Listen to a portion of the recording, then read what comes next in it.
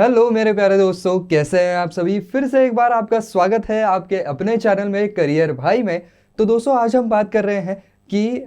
एक financial analyst की job responsibilities क्या होती है। तो ये लोग जो है वो कंपनी का फाइनेंस वगैरह पूरा का पूरा मॉनिटर करने में बहुत ज़्यादा अहम भूमिका निभाते हैं वहाँ पर। तो इनके जॉब रिस्पॉन्सिबिलिटीज़ में कौन सी चीज़ें आती हैं, कौन से कार्यों का उनको निर्वहन करना होता है, इसके बारे में हम बात करने वाले हैं। लेकिन दोस्तों आगे बढ़ने से पहले अगर आप इस चैनल पर नए हैं तो ज़रूर इस चैनल को सब्सक्राइब कर दें। तो चलिए दोस्तों शुरू करते हैं। तो दोस्तों सबसे पहली बात तो सारा जो कंपनी का फाइनेंशियल डेटा है उसको एक साथ कंबाइन करना, उसको स्टडी करना, एनालाइज करना और कंपनी के जो गोल्स हैं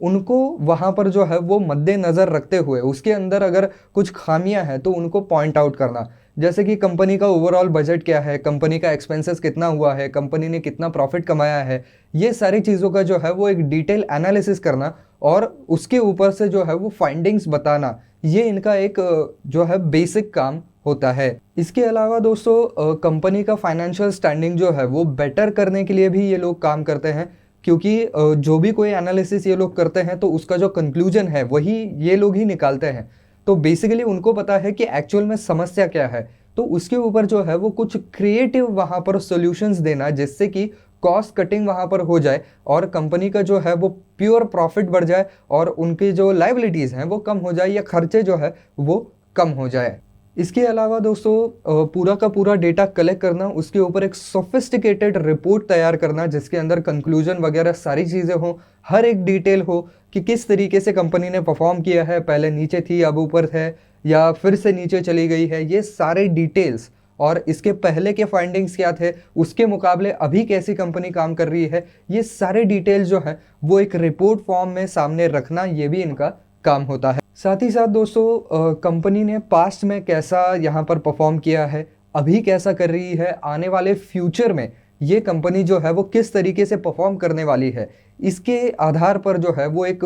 फोरकास्ट रिपोर्ट हम कह सकते हैं, ऐसे रिपोर्ट बनाना जिसके अंदर ये सारे सुझाव देना होता है कि अभी आने वाले समय में क्या क्या हो सकता है, क्या हमारा ग्राफ ऊपर जा सकता है या मार्केट को देखते हुए ये थोड़ा सा नीचे आ सकता है। तो इसको जो है वो एक कंसिस्टेंसी बनाए रखने के लिए या ये ग्राफ ज़्यादा नीचे न जाए इसके लिए हम क्या कर सकते हैं, तो इसके बारे में जो है वो सुझाव देना भी इनका काम होता है। और जनरली इन लोगों को जो है वो फोरकास्ट वाले रिपोर्ट ज़्यादा बनाने को कहा जाता है, क्योंकि उनको जो है वो मार्केट का ट्रेंड वगैरह बिल्कुल अच्छे से पढ़ना आता है कि किस तरीके का मार्केट ट्रेंड चल रहा है, आपका प्रोडक्ट कौन से मार्केट में है, उस मार्केट का जो है वो अभी कैसा पूरा माहौल है, क्या आपका प्रोडक्ट जो है वो ज़्यादा बिक रहा है या कम बिक रहा है या आने वाले समय में कितना बिक सकता है।